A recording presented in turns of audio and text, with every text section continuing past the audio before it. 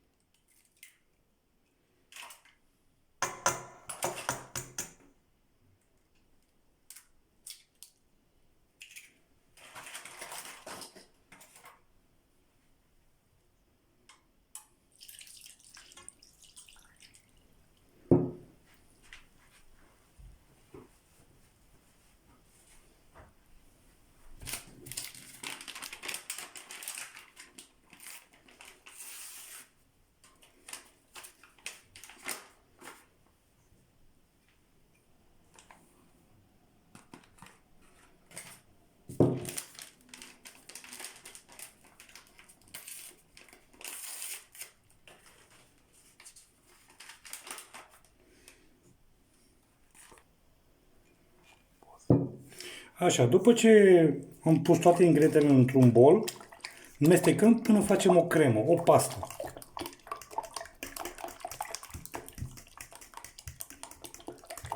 Așa trebuie să arate compoziția, după care o să mă ocup de punctul 2.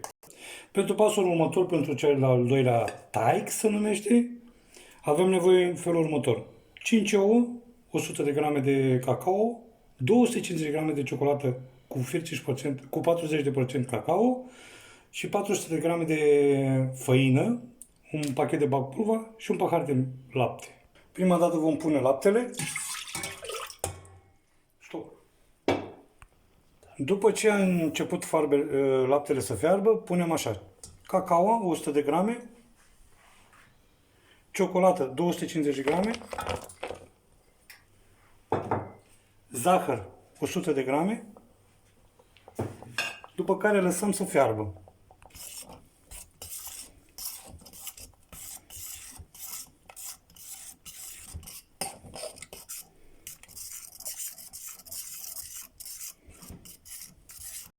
După ce s-a topit ciocolata, zahărul, cacao, a fiert, bineînțeles, dăm deoparte pentru 5-10 minute. După ce s-a răcit, punem făina, mestecăm.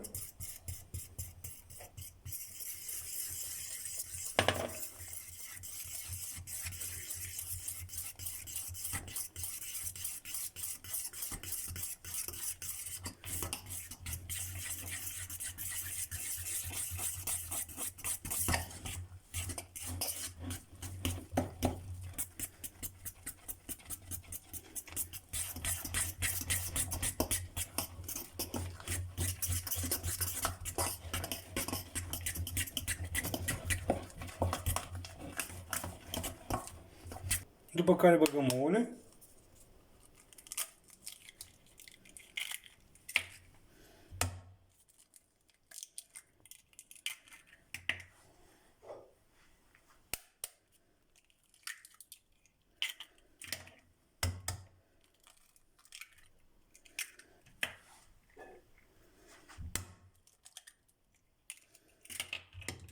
și mestecăm.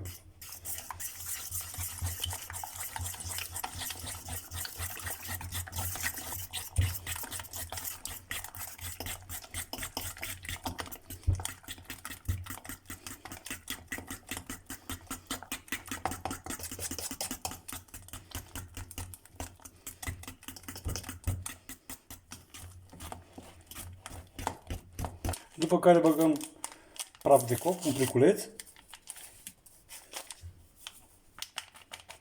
Și tot așa amestecăm.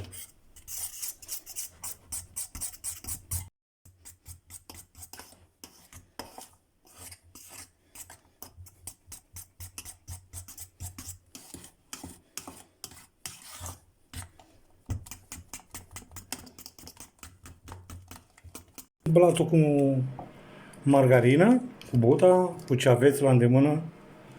Și după care băgăm puțină făină. Puteți să băgați și grista, eu aleg făina. Așa, și acum punem în formă. Un polonic de brânză, un polonic de ciocolată cu cacao, un polonic de brânză,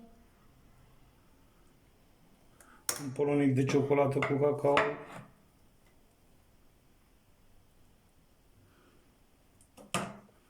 și așa până se termină toată compoziția. Așa trebuie să arate compoziția pentru prăjitura zebra. Să bagă la cuptor pentru 45 de minute la 180 de grade. Așa arată prăjitura zebra.